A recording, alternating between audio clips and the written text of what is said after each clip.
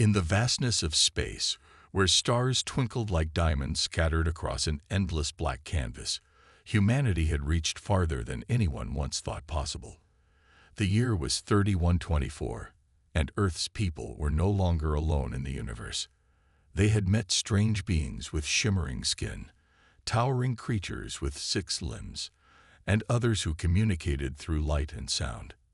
These alien races, though very different from humans, shared one thing in common: a desire to live in peace. Over decades, alliances were formed, trade routes established, and friendships built. But now, all of that was at risk. Jason Carter sat in the command chair aboard the starship Eclipse *, staring at the holographic display hovering above the central table. It showed a map of the galaxy, dotted with glowing markers representing planets. Most of them were green, symbolizing safety and stability, but several clusters near the edge of known space had turned red. Those worlds were under attack. A sharp beep broke the silence, and Jason glanced up as his communications officer, Rachel Monroe, stepped onto the bridge. Her face was pale, her lips pressed into a thin line. "Captain," she said, her voice tight with urgency, "we just received a message from the Galactic Council." She handed him a data pad, her hands trembling slightly. Jason took it and scanned the contents quickly. His jaw tightened as he read the words on the screen.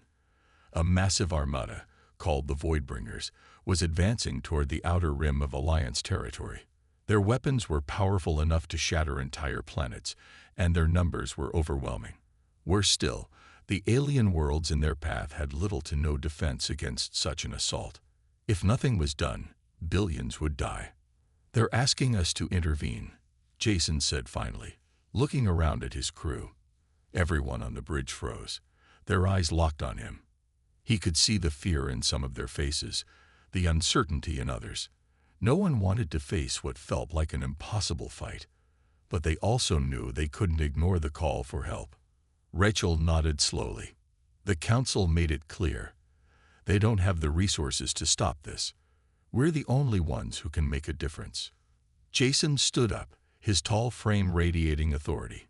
He walked over to the viewport, gazing out at the stars beyond. For a moment, he let himself think about how far humanity had come. Once, they had been confined to a single planet, struggling to survive. Now they had ships capable of traveling faster than light, technology that rivaled even the most advanced alien civilizations. And yet, here they were again, facing another test of their strength and their character. "We'll do what we have to," Jason said firmly, turning back to face his crew. "But we won't go alone. Contact the rest of the fleet. Tell them to prepare for immediate deployment. We'll assemble near the edge of Alliance space and form a defensive line." His words sparked a flurry of activity. Officers rushed to their stations, relaying orders and plotting courses. Among them was Ethan Cole, a young navigator who looked barely old enough to be out of training. Ethan hesitated for a moment, then approached Jason cautiously. "Sir," he began, his voice barely above a whisper, "do you really think we can win this? I mean, look at the numbers." Jason placed a hand on Ethan's shoulder, giving it a reassuring squeeze. "Winning isn't always about having the biggest army or the strongest weapons," he said. "Sometimes, it's about standing your ground when everyone else is running. We may not have the advantage, but we have something better: courage. That's what will carry us through." As the Eclipse * prepared to leave its orbital station, Jason returned to his seat. He knew the road ahead would be dangerous, perhaps even deadly. But he also knew that humanity had a chance to prove itself, to show that it wasn't just another species fighting for survival, but one willing to protect others, no matter the cost. With a deep breath, he gave the order to jump to hyperspace.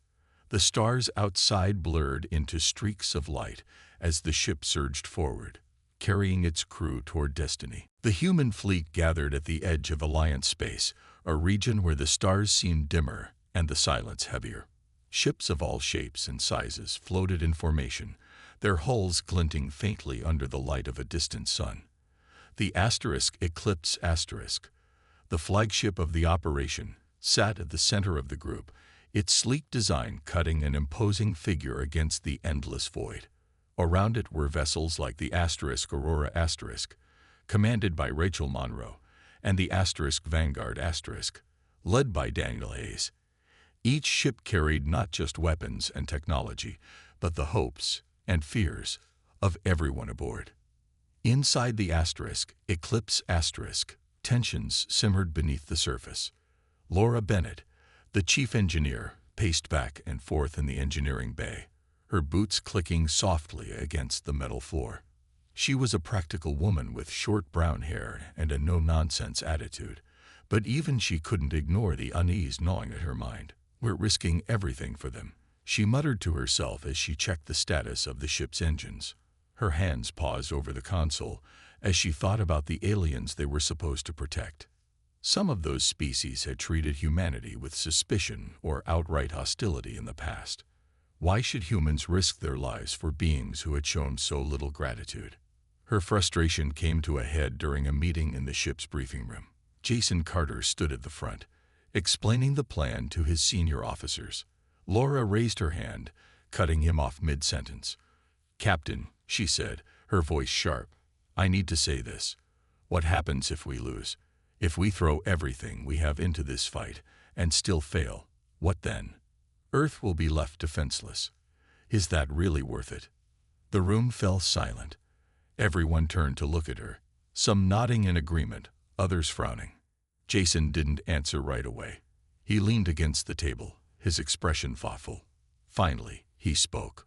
"Laura, I understand your concerns. This isn't an easy decision for any of us. But think about what it means to stand aside and do nothing. If we let the Voidbringers destroy these worlds without even trying to stop them, what does that say about us? We'd be no better than the monsters we're fighting." His words didn't completely ease Laura's doubts, but she nodded reluctantly and returned to her seat. Across the table, Ethan Cole shifted uncomfortably. The young navigator had been quiet throughout the meeting, his eyes darting between the officers as if searching for reassurance. When Jason asked for input, Ethan hesitated before speaking up. "Sir," he began, his voice trembling slightly, What if I mess up? I've never been in a battle like this before. What if my mistakes get people killed?" Jason gave him a small smile. "Ethan, none of us are perfect. You'll make mistakes. That's part of being human. But you'll also learn, adapt, and grow. Trust yourself and trust your team. That's how we'll get through this." As the meeting ended, Ethan lingered behind, staring at the star map projected on the wall. It showed the positions of the alien worlds under threat, tiny dots surrounded by vast stretches of empty space. He felt a pang of guilt when he realized how much depended on their success. These weren't just planets. They were homes, filled with families, stories, and dreams. The weight of responsibility pressed down on him, but he reminded himself of Jason's words. Courage wasn't the absence of fear. It was acting despite it. Meanwhile, on the Aurora Asterisk, Rachel Monroe prepared her crew for the coming fight. She walked through the corridors, checking on her people and offering words of encouragement. One of her pilots, Chris Alvarez, stopped her as she passed the hangar bay. "Commander," he said, his tone serious, "we've got your back. Whatever happens out there, we'll hold the line." Rachel smiled faintly, though her heart was heavy. "Thank you, Chris.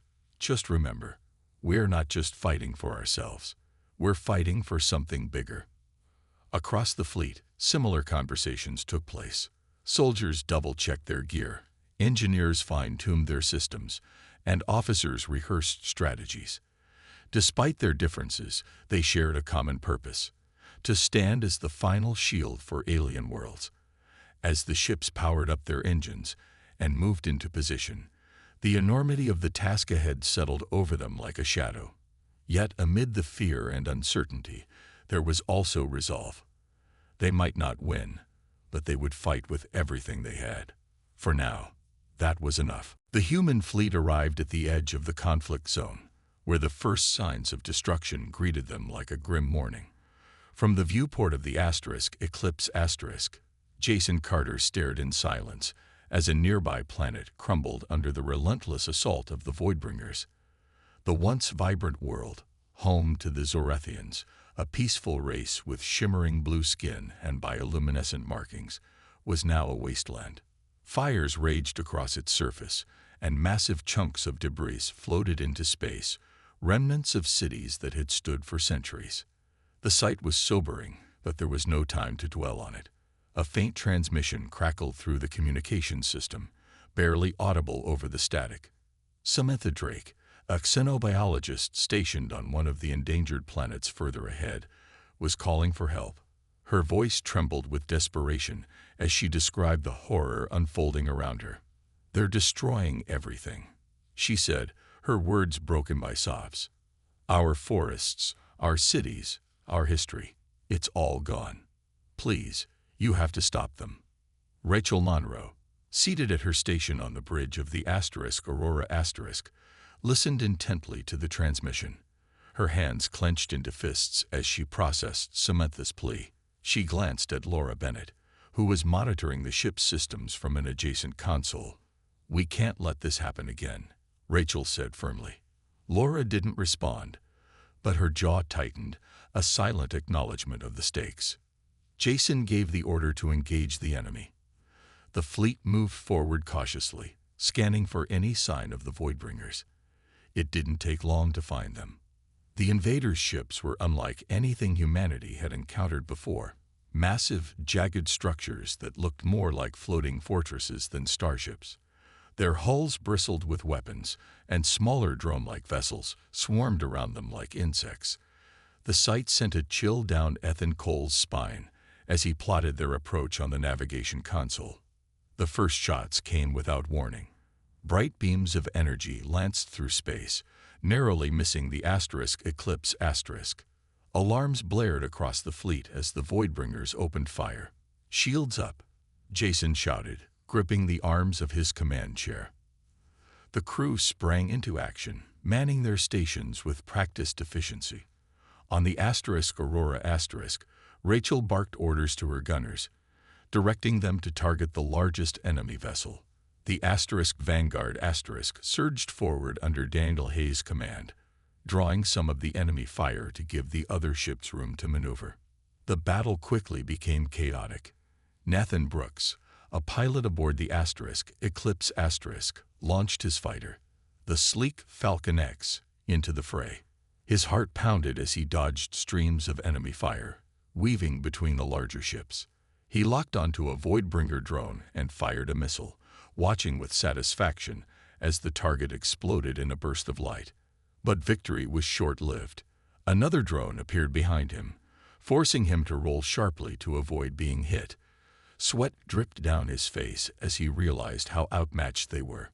Back on the bridge of the Eclipse Asterisk, Jason studied the battlefield carefully. The Voidbringers were overwhelming, their numbers seemingly endless. But he noticed something, a pattern in their movements. They weren't just attacking randomly. They were focusing their efforts on specific areas, likely targeting key points on the alien worlds below. If they could disrupt that strategy, they might buy enough time to regroup and formulate a better plan. "Ethan," Jason called out, "calculate a route to flank their central formation. We need to draw some of them away from those planets." Ethan nodded, his fingers flying over the controls as he worked out the trajectory. Moments later, he relayed the coordinates to the rest of the fleet. As the ships adjusted their course, Jason felt a flicker of hope. They were outnumbered and outgunned, but they weren't beaten yet. For every shot fired, for every life risked, they were proving something important, not just to the aliens they were protecting, but to themselves. Humanity wasn't perfect, but when faced with darkness, they chose to stand and fight. And sometimes, that made all the difference. The human fleet surged forward, executing Jason Carter's plan with precision.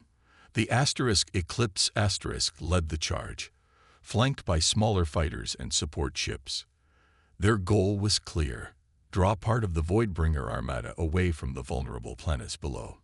It was a risky maneuver, but it was their only chance to give the alien worlds a fighting chance. Nathan Brooks pushed his Falcon X to its limits, weaving through the chaos of battle like a streak of lightning. His fighter darted between massive Voidbringer dreadnoughts, narrowly avoiding bursts of energy that lit up the darkness of space. Each near miss sent a jolt of adrenaline coursing through him, but he didn't let fear take over. Instead, he focused on the mission. "Come on," he muttered under his breath as he lined up another shot. A Voidbringer drone exploded in a flash of light, and Nathan grinned briefly before banking hard to avoid retaliation. On the bridge of the Aurora *, Rachel Monroe gritted her teeth as enemy fire slammed into their shields. The impact rattled the ship, throwing some crew members off balance. "Shields at 60%. One of her officers called out, his voice tense. Rachel clenched her fists but kept her composure. "Keep firing. Target their weapons arrays," she ordered, her voice cutting through the noise. The Aurora * unleashed a barrage of missiles, striking one of the larger Voidbringer vessels. The enemy ship shuddered but didn't break apart. Still, the attack succeeded in drawing its attention, pulling it further from the planet it had been bombarding. Meanwhile, aboard the Vanguard *, Daniel Hayes watched the battle unfold with growing concern. His ship was taking heavy damage, its hull scorched and cracked from repeated hits. Smoke filled the corridors, and alarms blared incessantly. Despite this, Daniel refused to retreat. "We hold the line," he shouted to his crew, his voice firm even as sweat dripped down his face. He knew the cost of failure. If they fell back now, the Voidbringers would overwhelm the rest of the fleet. Jason Carter monitored the situation from the Eclipse *, his eyes scanning the tactical display. The diversionary tactic was working. Several Voidbringer ships had broken off from their assault on the planets to pursue the human fleet. But the price was high. Ships on both sides were being destroyed, reduced to floating debris that drifted silently through the void. Ethan Cole, seated at his navigation console, glanced up at Jason. "Captain," he said hesitantly, "we're losing too many ships. If we keep this up, we won't have enough left to fight." Jason nodded grimly. He knew Ethan was right, but there was no turning back now. "We'll make every shot count," he replied. Then, raising his voice so the entire bridge could hear, he added, "This is why we're here, to protect those who can't protect themselves. We don't quit, not ever." As the battle raged on, Laura Bennett worked tirelessly in the engineering bay of the Eclipse *. Her hands moved quickly over the controls, rerouting power to the ship's damaged systems. Nearby, engineers scrambled to repair critical components while sparks flew from overloaded circuits. Laura ignored the chaos around her, focusing instead on keeping the ship operational. She couldn't help but think about the lives depending on her work, both aboard the Eclipse * and on the alien worlds below. Amid the destruction, small victories began to emerge. Nathan managed to disable another drone, buying precious seconds for the fleet to regroup. Rachel's relentless attacks forced one of the Voidbringer dreadnoughts to retreat temporarily, giving the Aurora * a brief reprieve. Even Daniel's battered Vanguard * held its ground, refusing to yield despite the odds. But the cost was mounting. One by one, human ships disappeared from the tactical display, their crews lost to the merciless void. Each loss weighed heavily on Jason's shoulders, but he pushed forward, driven by the knowledge that they were making a difference. Below them, the alien world still burned, but the attacks had slowed. For now, humanity's sacrifice was holding the line. In the quiet moments between explosions, Ethan thought about the aliens they were fighting to save. He didn't know much about them, their languages, their cultures, their stories. But he understood one thing: they deserved a chance to live. And if that meant risking everything, then so be it. Humanity wasn't perfect, but in this moment, they were choosing to stand tall. That thought gave him strength, even as the battle raged on. The battle reached a tipping point as the Vanguard * took another direct hit. Its shields collapsed under the relentless barrage of Voidbringer fire, leaving its hull exposed and vulnerable. Alarms screamed through the ship, and smoke filled the corridors. Daniel Hayes stood on the bridge, his face streaked with soot and sweat. He knew the end was near. The damage was too severe, the enemy too overwhelming. But instead of despair, Daniel felt a strange calm settle over him. He turned to his crew, many of whom were injured or were struggling to keep their stations operational. "Listen up," he said, his voice steady despite the chaos around them. "We've done our part. We held the line when it mattered most. Now it's time to make sure the rest of the fleet gets out alive." His words carried a quiet authority that silenced the panic in the room. One of his officers, a young woman named Mia Torres, protested. "Sir, we can still fight. We're not done yet." Her voice cracked with emotion, but Daniel shook his head firmly. "We've bought them time, Mia. That's what matters. Now it's their turn to finish this." He paused, looking each of his crew members in the eye. "Evacuate the ship. Get to the escape pods. That's an order." Mia hesitated, tears streaming down her face, but eventually nodded. She helped others limp toward the escape pods, while some stayed behind voluntarily, determined to give their lives to buy even a few more seconds for the fleet.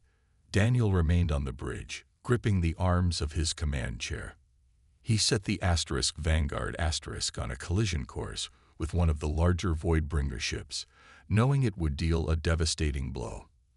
As the countdown began, he whispered a silent goodbye to Earth and activated the self-destruct sequence. The explosion lit up the battlefield, sending shockwaves through space. The Voidbringer's ship shattered into pieces, debris scattering in all directions. The sacrifice of the Vanguard gave the remaining human ships a brief window to regroup.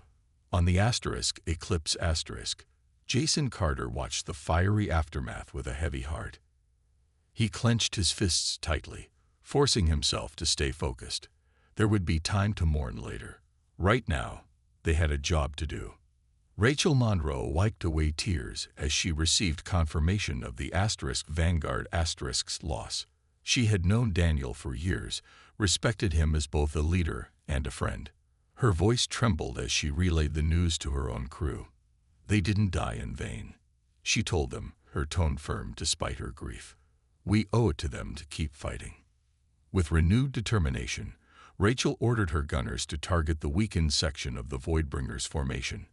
The Aurora unleashed a barrage of missiles, striking another dreadnought and forcing it to retreat.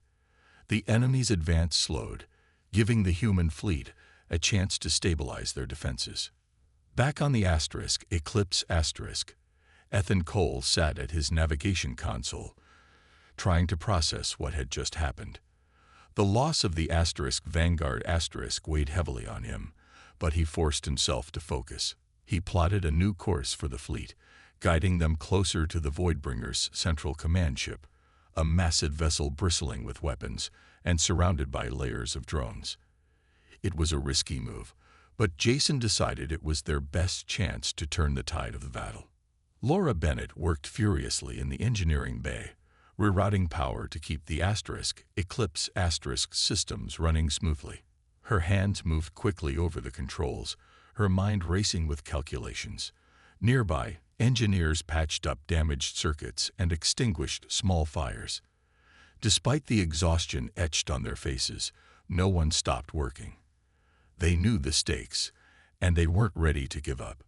As the fleet closed in on the command ship, Nathan Brooks led a squadron of fighters in a daring assault. His Falcon X darted between enemy vessels, dodging fire and returning shots with deadly accuracy. One of his teammates was hit, spinning out of control before exploding in a burst of light. Nathan gritted his teeth, pushing aside the pain of losing another comrade. "Stay sharp," he called over the comms. "We're almost there." Finally, the human fleet reached the command ship. Its sheer size dwarfed everything else on the battlefield, a monstrous structure glowing with ominous energy. Jason gave the order to launch a concentrated attack, targeting its exposed engines. Explosions rippled across its surface as missiles and beams struck home. For the first time since the battle began, the Voidbringers faltered. But the victory came at a cost. Ships lay broken across the battlefield, their crews lost to the void. The weight of those sacrifices hung over everyone, a reminder of how much they had given, and how much more they might still have to give. In the aftermath of the attack on the Voidbringers' command ship, the human fleet regrouped, battered but not broken. The massive enemy vessel had been damaged, its engines flickering and unstable, but it wasn't destroyed. Jason Carter stood on the bridge of the Eclipse Asterisk, his face lined with exhaustion. He knew they couldn't afford to let up now. If they gave the Voidbringers time to recover, the battle would swing back in their favor. Laura Bennett rushed onto the bridge, her hands clutching a datapad. Her eyes were wide with excitement despite the chaos around her. "Captain," she said breathlessly, "I think I've found something. A weakness in their shields." She quickly explained how the Voidbringers' energy barriers operated on specific frequency patterns. By targeting those frequencies with modified weapons, they could create gaps in the shields long enough to strike at the ship's core. Jason listened carefully, his mind racing. It was a risky plan, but it might just work. "How long will it take to implement?" he asked, glancing at the tactical display. The Voidbringers were already beginning to regroup, their smaller ships moving to protect the command vessel. "A few hours," Laura replied, her voice steady despite the urgency. "But we'll need to hold them off until then." Jason nodded, turning to Ethan Cole. "Ethan, plot a defensive perimeter. Keep them busy while engineering works on the modifications." Ethan nodded, his fingers flying over the navigation console as he relayed the orders to the fleet. As the engineers scrambled to adapt the weapon systems, Ethan came forward with a bold idea. "Sir," he began hesitantly, "what if we send a small team behind enemy lines? If we can infiltrate the command ship and disable their shields from the inside, it would give us a better chance." Jason raised an eyebrow, considering the suggestion. It was dangerous, but it could tip the scales in their favor. "Do you have anyone in mind for this mission?" he asked. Ethan hesitated before answering. "Me. And maybe Samantha Drake. She knows more about their technology than anyone else here. Plus, Chris Alvarez could handle security." Jason studied Ethan for a moment, then gave a curt nod. "All right. Assemble your team and prepare to move out. But remember, this isn't just about bravery. You need to come back alive." The team gathered in the hangar bay, where Nathan Brooks waited with a cloaked shuttle. "This thing's got stealth tech," he said, patting the side of the craft. "You'll be invisible to their sensors, for a while, at least." Samantha stepped forward, clutching a portable translation device she had been working on. "I'll do my best to decipher their systems once we're aboard," she said, though her voice betrayed her nerves. Chris Alvarez checked his weapon one last time, his expression grim. "We'll get the job done," he said firmly, "no matter what." As the shuttle launched into the void, the rest of the fleet prepared for the fight ahead. Rachel Monroe led her gunners in holding off waves of Voidbringer drones, her voice sharp and commanding. "Keep those shields up," she shouted as another volley of enemy fire slammed into the Aurora Asterisk. Smoke filled the corridors, but her crew held their ground, refusing to yield. Back on the Eclipse Asterisk, Laura worked tirelessly with her team to modify the weapons. Sparks flew as engineers welded new components into place, their faces streaked with soot and sweat. Time was running out, but no one faltered. They understood the stakes. If they failed, the entire fleet would fall. Meanwhile, Ethan's team approached the command ship undetected. The massive vessel loomed above them, its surface bristling with weapons and defenses. As they docked in a hidden bay, Samantha took a deep breath. "Let's hope this works," she whispered. Inside the ship, the air was cold and metallic, the walls pulsing faintly with alien energy. The team moved cautiously, avoiding patrols of biomechanical creatures that roamed the corridors. Every step brought them closer to their goal, and closer to danger. Back on the Eclipse Asterisk, Jason watched the clock tick down. He knew the next few hours would decide everything. If Ethan's team succeeded and Laura's modifications worked, they might just stand a chance. But failure meant the end, not just for the fleet, but for the alien worlds counting on them. For now, all they could do was wait and fight. The team moved cautiously through the dimly lit corridors of the Voidbringer command ship, their footsteps muffled by the cold, metallic floor. The air was thick with a strange hum, vibrating against their skin and making it hard to focus. Ethan Cole led the way, his weapon raised as he scanned the area for threats. Behind him, Samantha Drake held her translation device tightly, its soft glow casting eerie shadows on the walls. Chris Alvarez brought up the rear, his sharp eyes darting back and forth, ready to react at the slightest sign of danger. They hadn't encountered any enemies yet, but that didn't ease the tension. Every corner they turned felt like stepping into a trap. The ship's interior was alien and unsettling. Walls pulsed faintly with an inner light, and strange symbols glowed along the edges of the corridors. Samantha paused occasionally to scan these markings, her fingers flying over the controls of her device. "This language is complicated," she muttered under her breath. "But I think I can crack it." Ethan nodded, though his attention remained fixed on their surroundings. "We need to hurry," he said quietly. "The longer we're here, the more likely they'll find us." As they pressed deeper into the ship, they came across their first obstacle, a massive door sealed shut, its surface covered in intricate patterns. Samantha stepped forward, studying the design intently. "It's some kind of lock mechanism," she explained. "If I can sync my device with it, I might be able to open it." Chris kept watch while she worked, his weapon trained on the corridor behind them. Minutes passed in tense silence, broken only by the occasional beep from Samantha's device. Finally, with a low hiss, the door slid open, revealing a vast chamber beyond. Inside, towering machines hummed with energy, their surfaces crackling with electricity.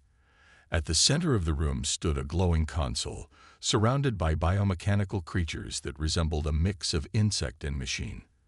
Their bodies clicked and whirred as they patrolled the area, their glowing eyes scanning for intruders. Ethan signaled for the team to take cover behind a stack of crates near the entrance. "We'll have to time this carefully," he whispered. "Chris, you distract them. Samantha and I will head for the console." Chris nodded, gripping his weapon tightly. He took a deep breath, then stepped out into the open, firing a shot that struck one of the creatures. The sound echoed through the chamber, drawing the attention of the others. They screeched and surged toward him, their movements jerky but fast. While the creatures were distracted, Ethan and Samantha sprinted toward the console. Samantha connected her device, her hands trembling as she worked. The screen on her translator flickered, lines of alien text scrolling rapidly. "Almost there," she said through gritted teeth. Ethan glanced over his shoulder, watching as Chris fought valiantly to hold off the swarm. Sparks flew as his shots struck the creatures, but they kept coming, relentless and unyielding. "Hurry, Sam," Ethan urged, his voice tight with urgency. Finally, Samantha let out a triumphant gasp. "Got it," she exclaimed as the console sparked and went dark. The room fell silent, the machines powering down one by one. The creatures froze mid-step, their glowing eyes dimming until they collapsed to the ground, lifeless. Chris stumbled back to the group, breathing heavily but alive. "That was too close," he muttered, wiping sweat from his brow. Ethan gave him a grateful nod. "Good work. Let's get out of here before reinforcements arrive." But as they turned to leave, the ground beneath them shuddered violently. Alarms blared throughout the ship, red lights flashing along the walls. Samantha checked her device again, her face pale. "We triggered something. A failsafe. The core is destabilizing. If we don't stop it, this whole ship will explode." Ethan clenched his fists, determination hardening his expression. "Then we stop it," he said firmly. "Lead the way, Sam." The team pushed forward, racing against time as the ship began to fall apart around them. Sparks rained from the ceiling, and metal groaned under the strain of the collapsing systems. They had come this far. They weren't about to give up now. The team raced through the crumbling corridors of the Voidbringer command ship, their footsteps echoing against the chaos around them. The walls groaned under the strain of the destabilizing core, and shards of metal rained down from above. Samantha Drake led the way, clutching her translation device, as she deciphered the alien symbols glowing faintly on the walls. "This way," she shouted over the roar of collapsing machinery, pointing toward a massive doorway at the end of the hall. Ethan Cole followed close behind, his weapon raised and ready. His heart pounded in his chest, each step feeling heavier than the last. He glanced back to make sure Chris Alvarez was still with them. Chris limped slightly, blood trickling from a wound on his arm, but he nodded grimly, signaling he could keep going. "We're almost there," Ethan said, though his voice betrayed his doubt. Time was running out, and the ship felt like it was tearing itself apart piece by piece. When they reached the core chamber, the sight took their breath away. The room was enormous, filled with pulsating energy that illuminated everything in an eerie blue light. At the center stood the core, a massive sphere suspended in midair, crackling with unstable power. Surrounding it were layers of defenses, automated turrets, shimmering energy barriers, and biomechanical creatures patrolling the area. Ethan clenched his fists. "We'll never get through all that," he muttered. Samantha studied the console near the entrance, her fingers flying over her device. "Wait," she said suddenly, her eyes lighting up. "I think I can disable the turrets and lower the shields, if I can access this terminal." She pointed to a panel embedded in the wall. Chris stepped forward, raising his weapon. "I'll cover you," he said firmly. "Go."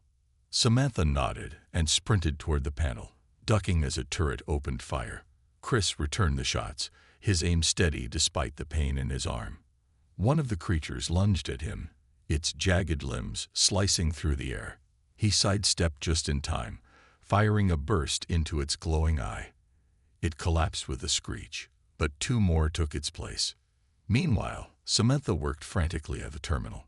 Her hands trembled as she input commands, her translator struggling to process the alien code. Come on," she whispered, sweat dripping down her face. Finally, the turrets powered down, and the energy barriers flickered off.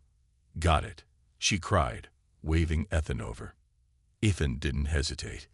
He dashed toward the core, scanning it for any kind of control mechanism. Samantha joined him moments later, her device beeping rapidly. "There's a manual override here," she explained, pointing to a series of levers and switches. "But we need to act fast. The core is seconds away from critical failure." As they worked together to stabilize the system, the ground shook violently, nearly knocking them off their feet. Chris fought desperately to hold off the remaining creatures, his ammunition running dangerously low. "Hurry," he shouted, firing one last shot before switching to his combat knife. He slashed at a creature that got too close, its metallic body clanging loudly as it fell. Finally, Samantha let out a triumphant shout. "It's done. The core is stable." The pulsating energy dimmed, and the hum of the ship began to quiet. For a moment, the chamber fell silent, save for the sound of their ragged breathing. But the relief was short-lived. A deep, resonant voice echoed through the room, causing the walls to vibrate. "Who dares interfere?" it demanded. From the shadows emerged a towering figure encased in shimmering armor, its eyes glowing with an unnatural light. This was the leader of the Voidbringers. Ethan stepped forward, his voice steadied despite the fear coursing through him. "We're not your enemy," he said. "We don't want to fight anymore. But if you keep destroying innocent worlds, we won't stop until you're stopped." The figure paused, tilting its head as if considering his words. Through Samantha's translator, fragments of communication began to filter through. Slowly, painfully, the truth came to light. The Voidbringers weren't conquerors. They were refugees, fleeing something far worse lurking in deep space. They had attacked out of desperation, not malice. Jason Carter watched the scene unfold remotely via Ethan's helmet camera, his jaw tightening.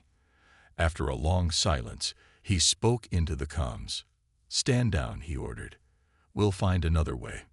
It wasn't just about winning anymore. It was about understanding. And maybe, just maybe, finding a solution that didn't involve more bloodshed. The tension in the core chamber was thick enough to cut with a knife.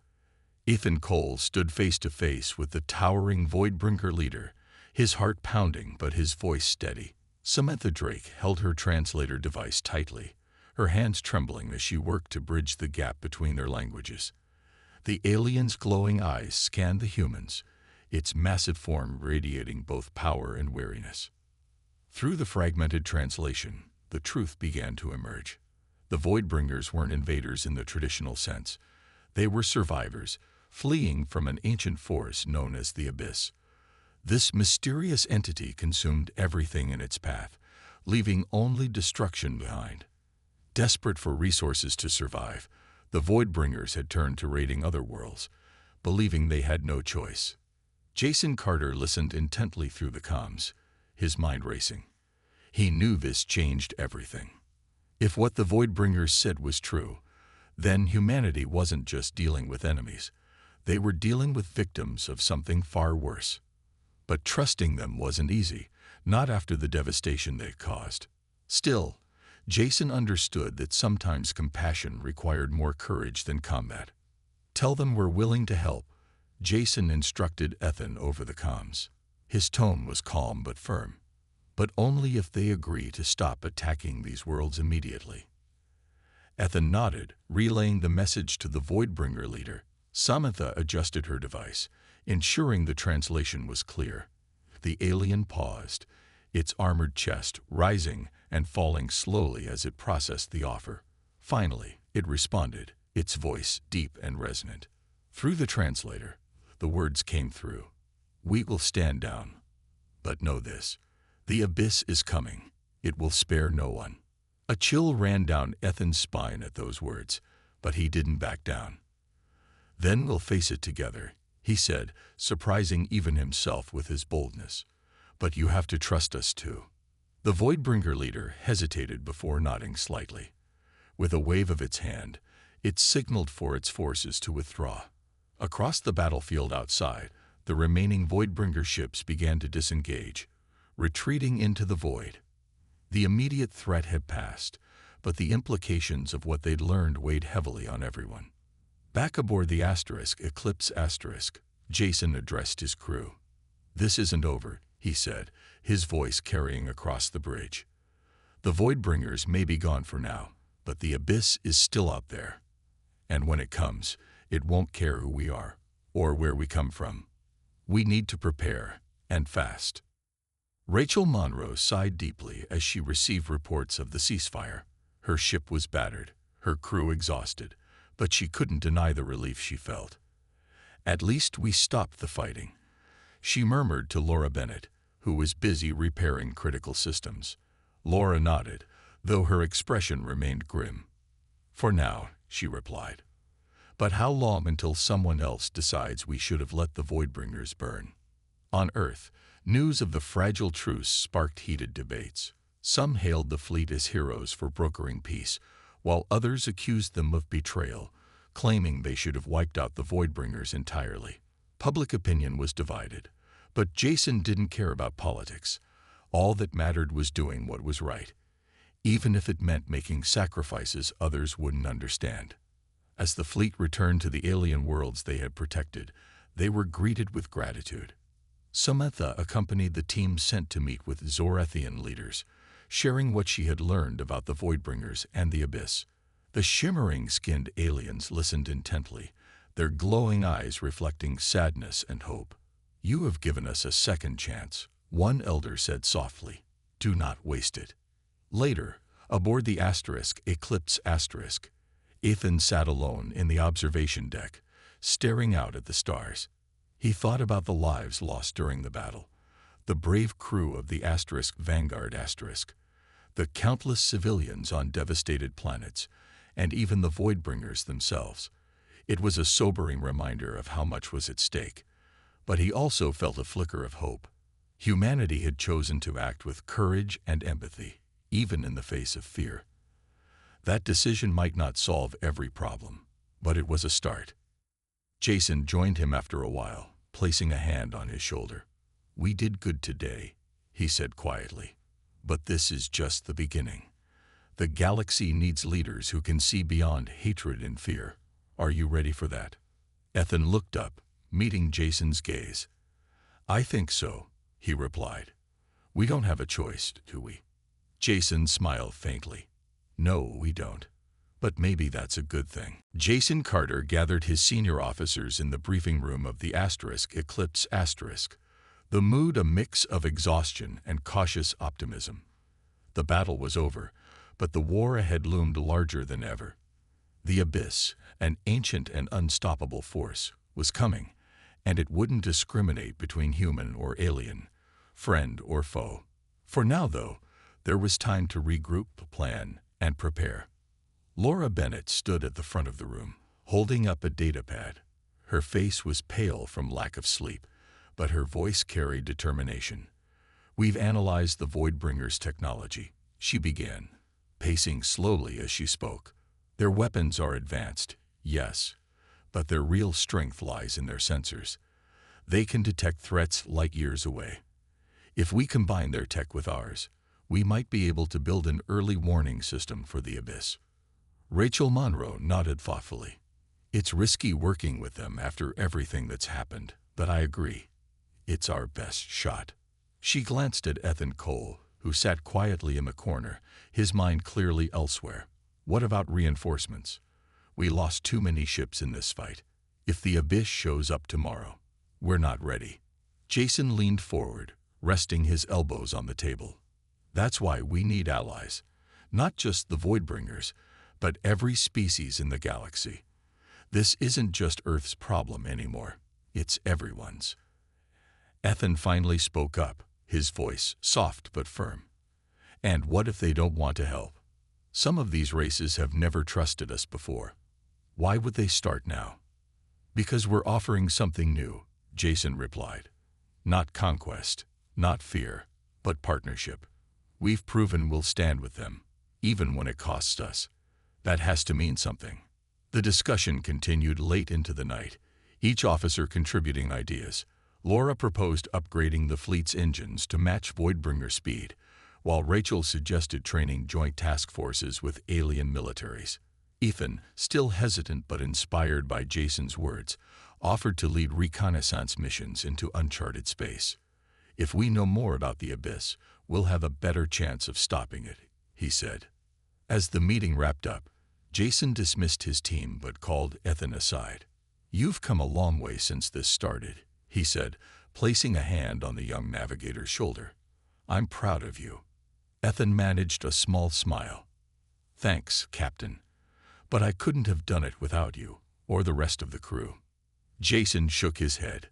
"This wasn't about one person.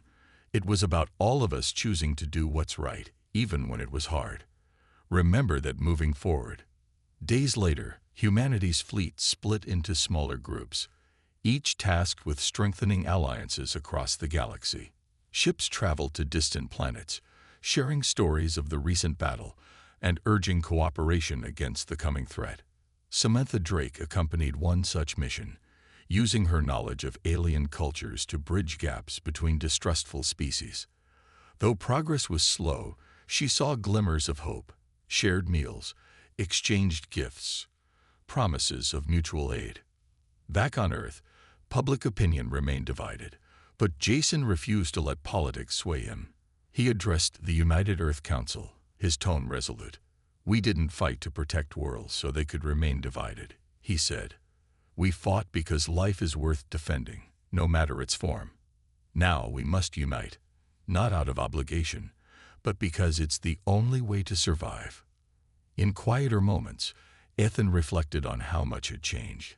He had started this journey doubting himself, unsure if he belonged among heroes.